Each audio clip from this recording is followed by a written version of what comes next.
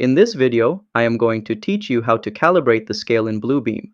Calibrating your drawings ensures your measurements are precise and accurate.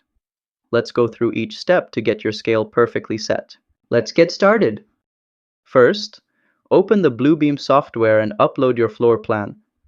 Make sure the drawing is clear and in the correct orientation for measurements. This step is important to avoid errors later. Next, go to the measurement section on the sidebar. This is where all your measurement tools and scale settings can be found. Then click the Calibrate button. This tool allows you to manually set the scale based on a known dimension in your drawing. After that, select 2 points that have a known measurement in the drawing. For example, pick the ends of a labeled wall or room dimension line. Now, in the right box, input the correct measurement that's indicated in the drawing.